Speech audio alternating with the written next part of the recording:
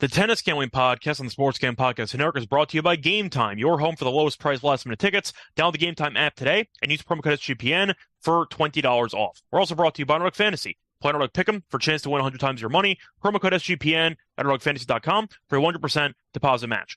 We're also brought to you by Hall of Fame Bets, sports betting research platform for parlays, player props, and game lines. Download the Hall of Fame Bets app at HOPENY.com.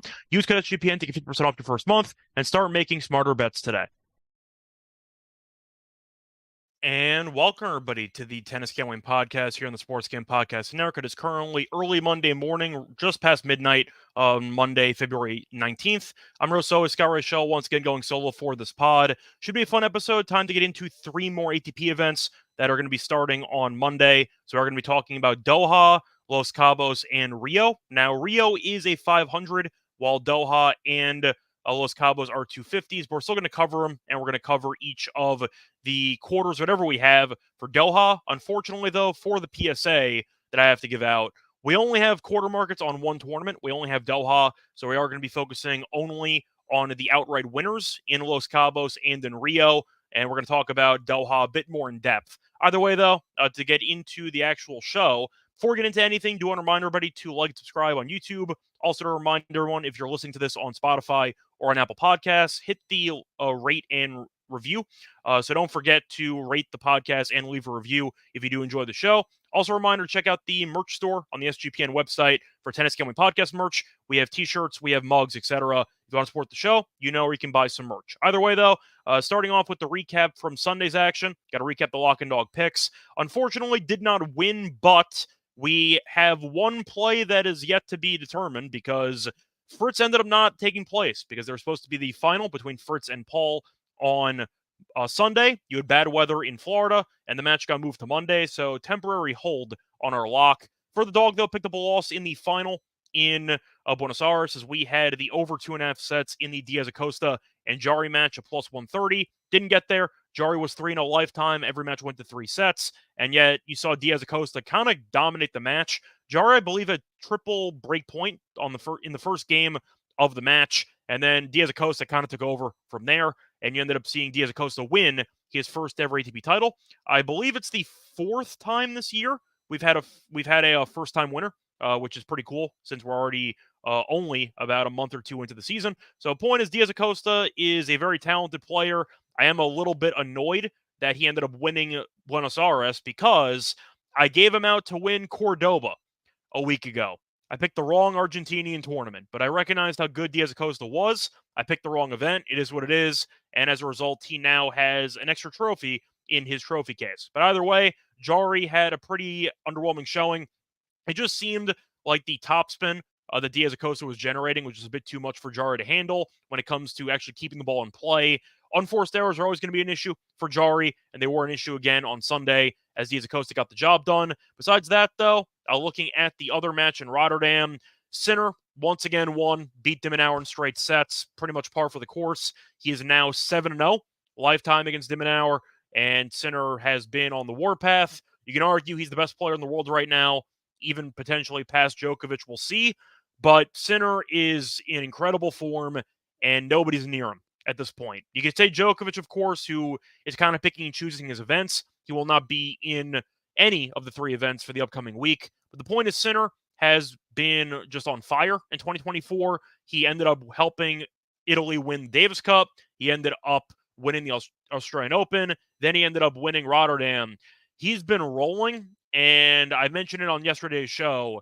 I think he's better than Alcaraz, and people might disagree with me because 2 is greater than 1 for Grand Slams. But based on current form, Sinner is easily better, and it's not really close. Either way, though, time to actually get into the meat and potatoes of this episode. To start off in Doha, then we're going to talk about Rio, then we're going to talk about Los Cabos. Starting off with Doha, once again, we do have quarters for this event, so we are going to be going a bit more in depth in this tournament compared to the other 2. Starting off with the recent winners, you had Medvedev beating Murray in last year's final, which was a bit of a shock. Murray made it. That was the tournament where Alheshka had a couple match points on a serve, choked it away, and Murray got the job done before losing in straight sets to Medvedev.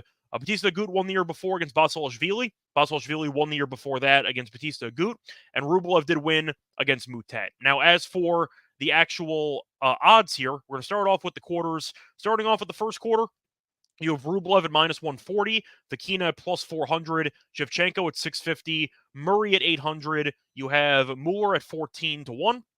You have Gasquet at 20-1, and you have Mensik at 20-1. Simply put, give me Rublev at -140. I think he's the best player here by a wide margin. I mentioned before he's a former champion, and the fact is you're looking at everybody else in his actual section. If Vakina has the second lowest odds in your quarter, I like your chance of actually making it to the semis. So give me Rublev at -140. Not going to really dive much more. I'd say I'm not really going to dive more into it. I just think Rublev's the best player here. His path is pretty favorable, and I do think his quarter is pretty weak. I think he's worthy of being a minus favorite. Give me Rublev to win the first quarter with nobody else. Moving on to the second quarter, you have Humbert at +130. You have Monfils at 450. Musetti at 6-1. Sonego at 6-1. Zhang at 9-1. You have Zansholp at 9-1 and Kotov at 12-1. Humbert is going to be my pick here at +130.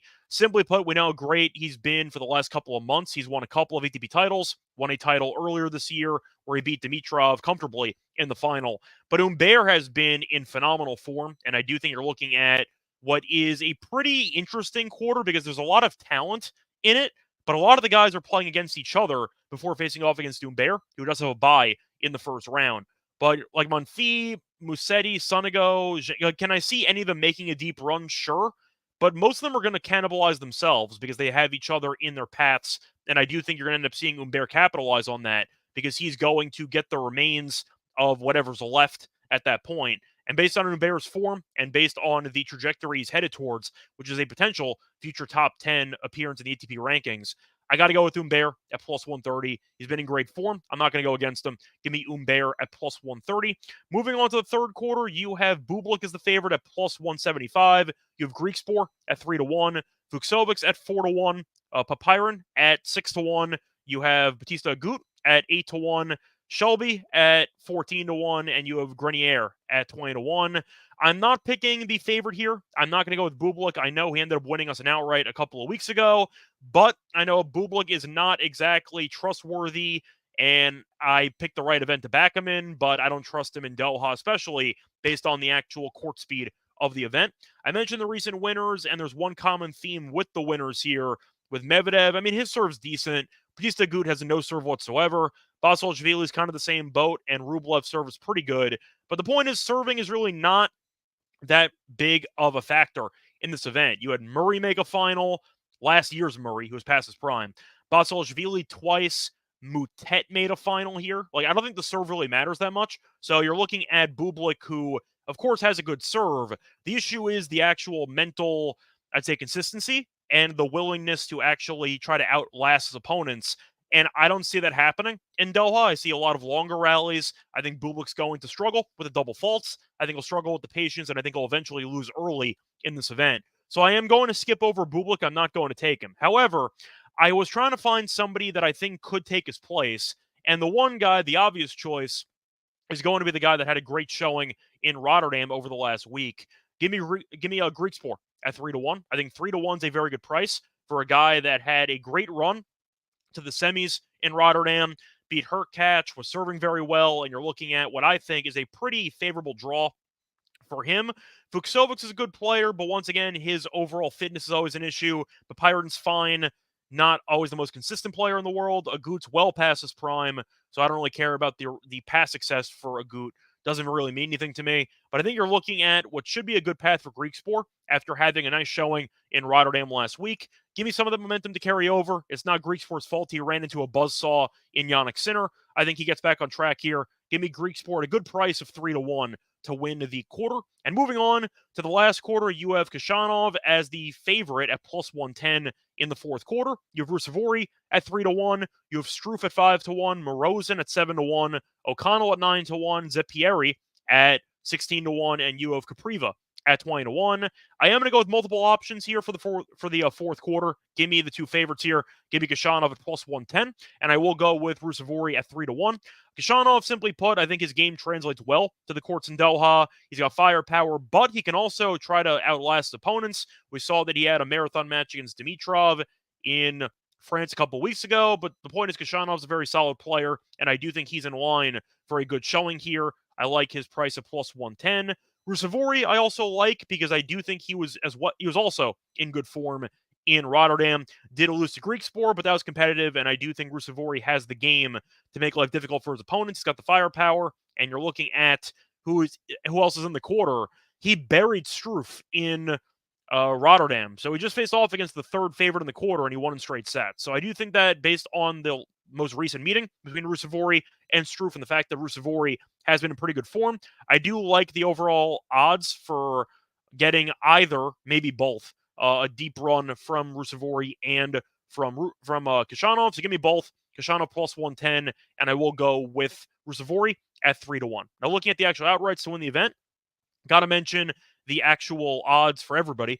Rublev's the favorite at plus 275. Khachanov's around 6-1. Humbert's at 7-1. Bublik's at 9-1. Ruusuvuori's at 12-1. Fokina's at 16-1. Griekspoor's at 16-1. Shevchenko's at 20-1. Vuksovic's is 20-1. Monfils is 22-1. Struff is 25-1. Sengo's 25-1. You kind of get the point. So I mentioned a lot of favorites for the actual quarters, and I'm going to go back to them for the outrights here. I have 4 outright picks. I have Rublev. I found 3-1. I'm going to take that. Former champion, most talented player here. I think he's in line for a good showing. Give me Khachanov at 6-1. I think his game translates well, and he was in good form. Not his fault that he ran into Dimitrov and lost a final set breaker. But Khachanov has been in good form so far in 2024, and that's going to carry over into Doha. I'm going to look at Humbert as well at 7-1. Kind of the same reason as Khachanov. I just like the current form. I think he's in a pretty solid quarter, and I do think that Humbert is, once again, a future top 10 guy if he keeps playing this well. So give me Humbert at 7-1. And my last pick, my long shot, will be Griekspoor at 16-1. I like the form he's been in, and I think he's in line for a potentially solid draw if Bublik does lose early. And I do think based on the actual court speed of Doha and the overall, the overall form of Griekspoor, I think he's in line for a good showing. So give me Griekspoor at 16-1. That's going to do it, though, for Doha. Now it's time to move on to Rio.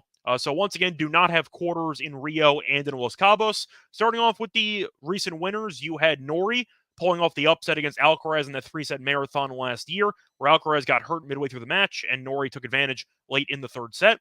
Alcaraz beat Schwartzman the year prior. Garin beat Mager, and you ended up seeing De Gier beat Felix. So looking at Rio, this is going to be a pretty interesting tournament because you have one massive favorite, kind of a repeat of the Buenos Aires lines, because Alcaraz is around minus 150, give or take, and Norrie's the second favorite, about 10-1 or 11-1. Jari's at about 12-1. F. Sarundalo's at 16-1. De Gier is 18-1. Bai is at 22-1. Fees is 25-1. Munar is 30-1. Corey is 30-1. Garin's 30-1. Tabilo is 30-1. And that's basically it. To mention some other guys, Diaz Acosta is 35-1 to go back-to-back. And that's basically it. Now, last week, I took Alcaraz. I thought he'd get back on track. And I thought the field was pretty weak. And then he ended up losing to Jari in straight sets. I mentioned this a couple episodes ago, but I will state it once again. Alcaraz has a grand total of 0 titles since Wimbledon. So I don't think I'm going to make the same mistake twice. Now, if Alcaraz wins Rio, it is what it is. But the point is, if you have a guy who's a minus 150 favorite to win the event, and he has 0 titles since Wimbledon, I don't think I can actually get away with taking you again. I'm going to use it as a live and learn lesson, and I think that based on that, I can't take Alcaraz until he wins another event. Should he win in Rio? Probably. He's the best player here by far, but too many times I've seen him struggle in recent events when it comes to adjustments and trying to really just, I'm trying to think of the right word here, but just to get over the hump. I don't know if he's pressing. I don't know if he's relying too much on talent and not enough on his actual mental game. But there's some serious issues with Alcaraz's performance deep in tournaments, and I can't take him. at minus 150. I just can't do it. So because of that, we do have a couple of longer shots we're going to give out here for Rio. First one I want to give out is Norrie, defending champion. He's in a pretty solid section of the bracket, though, because he's on the opposite side of Alcaraz, Baez, and Diaz Acosta. So I'll let those three guys kill each other, and I'll let Norrie get a potentially solid, favorable draw on the other end. Norrie did lose in 3 sets to Coria in Buenos Aires, had not played many clay matches before that. It was competitive, did lose, but still, I think Norrie's in line for a good showing. And then my second pick will be the guy who beat Alcaraz in Buenos Aires, the guy who just lost in the final in Buenos Aires. Give me Jarry at 14-1, made the final and beat Alcaraz in the semis, so I know he definitely can handle Alcaraz if they face off against each other in this event. A reminder, last year, Jarry almost beat Alcaraz in this event because he lost Alcaraz in 3 sets. I believe he won the first set 7-6, lost the next set 5-7, then got bageled in the third set. So I don't know if he officially got injured in that match, but Jarry had him on the ropes, and he beat him less than a week ago. So the point is, Jarry, I do think, has a pretty decent price at 14-1 for a guy that has a couple of clay titles, a guy that made a deep run in Buenos Aires, and a guy that has beaten Alcaraz recently. I do like his price at 14-1. So I am going to take those two.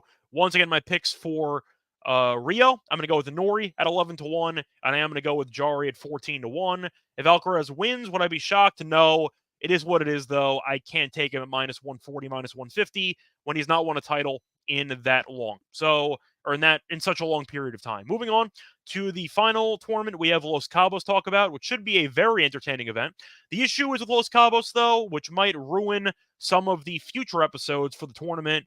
Most of the events in Mexico tend to have really late start times for their matches, so we might have to punt Los Cabos midway through the week just because I'm not going to wait till 2, 3 a.m. for odds to get posted. That's kind of absurd. So I think I'm probably going to end up punting most of Los Cabos during the week, but I'm still going to cover the actual outrights right now. So starting off with the actual odds to win the event, looking at the favorites, you have Zverev at plus 225, you have Tsitsipas at 450, Rude at 7-1, you have de Minaur at 7-1, Draper at 12-1, Safulin at 22-1, Kekmanovic at 25-1, Giron at 25-1, Mickelson at 25-1, Arnaldi at 28-1, Thompson at 35-1. I'm really not going to mention anybody else. So going through the actual outright picks here, I am going to go with the favorites, or at least a couple of them. I'm going to take Zverev at plus 225. I just think that his game is pretty, I'd say, well equipped to handle the actual conditions in Mexico. I think that he's a very solid player in general. I had issues with him last year because I was waiting for him to get over the hump following the injury, and he finally did win a title or two, and I just like his form. He should have probably made a final in the Australian Open before choking that 2 sets lead against Medvedev. But the point is, he's in great form. He's a very good hardcore player, and I do think he's in line for a good showing here because he also has good durability, so he can handle the potential heat and the potentially, I'd say, less than ideal conditions in Los Cabos. So give me Zverev as my first pick at plus 225. I'm going to give out de Minaur as well at 7-1. I kind of have to. I know he's played a lot of tennis recently, did make a final in Rotterdam, so you can argue fatigue might be an issue. But at 7-1, it's a great price for a guy that's been in phenomenal form and a guy that's drastically improved his overall skill set. De Minaur, though, has been playing the best tennis of his career, in my opinion, in 2024. He also won a title in Mexico last year. It was not in Los Cabos, though. It was in Acapulco. But the point is he ended up winning that tournament, had a couple of marathon matches. I think he beat Tommy Paul in the final, but I remember that de Minaur was involved in a couple of serious marathon matches. We know that his stamina is pretty good for the most part. He's very athletic. He's got a lot of speed. And it does seem like he's been more aggressive coming to the net and actually hitting better approach shots, which has allowed de Minaur to be more aggressive and to get on the front foot a bit more in rallies, which has been a big reason for his success. But I do think 7-1 for a guy in great form and a guy that has won a title in Mexico. I know he can handle the potentially tough climate there, and I think that it's going to definitely result in a good showing for him. So give me as my 2 outright picks for Los Cabos. I am going to go with Zverev at plus 225, and I am going to go with de Minaur at 7-1. So once again, my picks for the actual outrights for the show. For the quarters in Doha, I'm going to go with Rublev at minus 140, in the first quarter. Give me Umber at plus 130 in the second quarter. Give me Greekspor at 3-1 in the third quarter. In the fourth quarter, give me Kashanov at plus 110 and give me Rusevori at 3-1.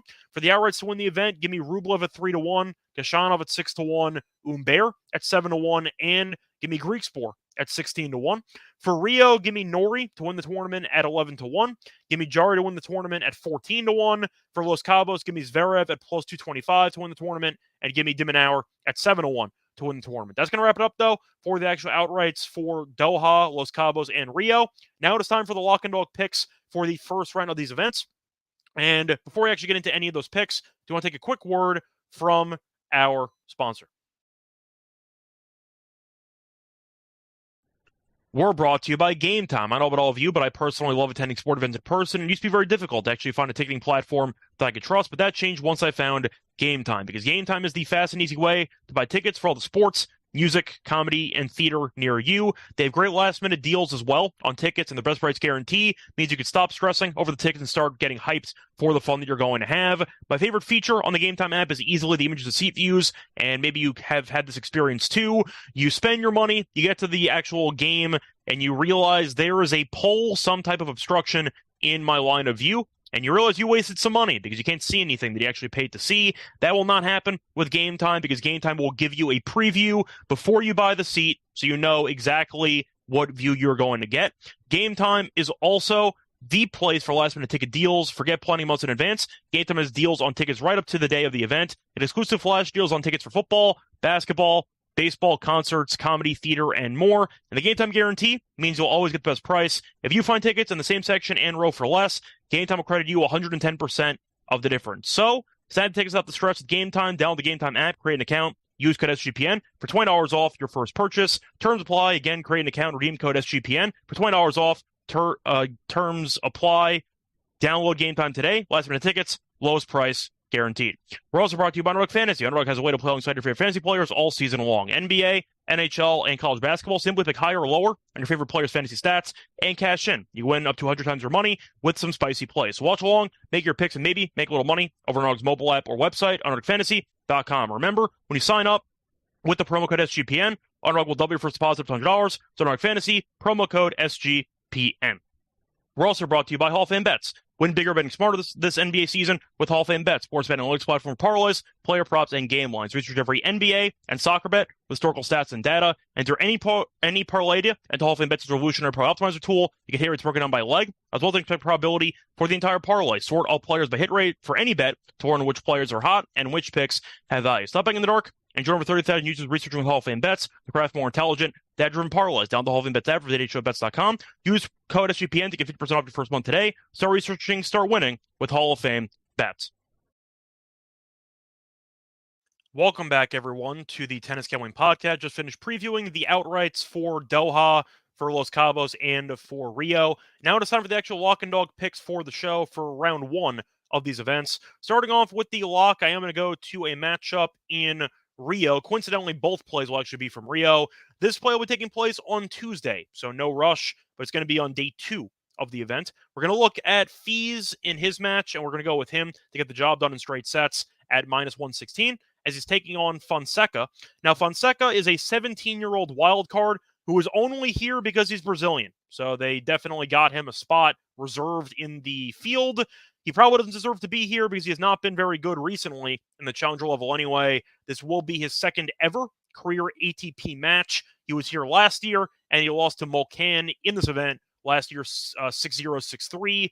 But you're looking at his recent form, not very good on clay in the last couple of matchups against relative unknowns. Now he's against Fees, who did win a clay title last year. So I know Fees is an up-and-comer, solid player, top 25, top 30 talent, and he's definitely the much better player in this event. So I do think he is going to look sharper in this event than he did in Buenos Aires, because that was his first clay match of the year. I mentioned it before, there tends to be a match or two of a transition period where you switch surfaces, and I'm not exactly shocked that Fees looked that bad in his first clay match of the season. I think he'll look a lot more comfortable on the clay here against a much weaker opponent. I know Lajovic is older, but the point is Lajovic is still a solid veteran, a guy who's won a title or two on clay before. And the fact is, Lajovic is a guy that can beat anybody on any given day. We saw him beat Djokovic, for example, last year on clay. So I think Fees is going to look a lot sharper. I think I'll be in line for a good showing here. But minus 116 for him to win in straight sets against a 17-year-old qualifier or wild card who has been struggling on the challenger level and was here last year and lost 6-0, 6-3. I think Fees wins this comfortably. I think minus 116 is a very good price. Give me Fees in straight sets at minus 116 as my lock. For my dog, I am going to stay with Rio. This match will be taking place on Monday afternoon at around, I believe, 2:30 p.m. Eastern Time. Going to go to a matchup between friend of the podcast, Varius and Ramos Vinolas, and we are going to take Ramos Vinolas to get the job done here. We are going to unfortunately fade our friend of the podcast from last year. We're going to take Ramos Vinolas' money line at plus 127. Both guys, full disclosure, not exactly in good form, but Varius has been in really bad form for a while. Varius has lost 7 straight matches. 7. So the fact that he's laying about 140, 150, I think is kind of absurd in this spot. Not to mention the fact that Ramos Vinolas, despite being a little bit past his prime, is always tricky to play against because he's a lefty, he's got the top spin, and he's been very good and successful in the head-to-head against Varius in their careers. A lot of clay matchups and a lot of Ramos Vinolas dominance because they faced off 6 times in their careers. All the meetings are on clay, and Ramos Vinolas is 5-1 straight up in the meetings. Faced off 3 times last year on clay. Ramos won 2 of them. In fact, he won the last 2. So the point is, I do think even though Varius, you make an argument, is in line for some positive regression where he's going to figure it out and clay might help him out with that.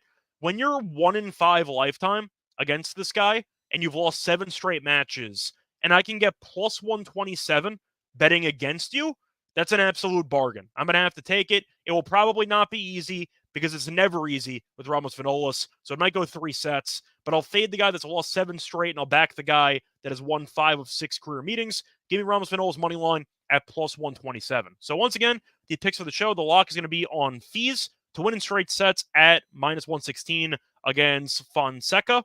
And my dog will be on Ramos Vinolas' money line at plus 127 against Varius. We're back once again for the quarterfinals in Doha and in definitely Doha and Rio. Los Cabos, once again, we'll see. The matches take place so late, though, probably not, because I'm not going to have odds on time, in time to actually do that. So maybe I'll do a separate episode for Los Cabos. Probably not. We'll see what happens, but either way, we'll definitely be back for the quarterfinals of Doha and Rio.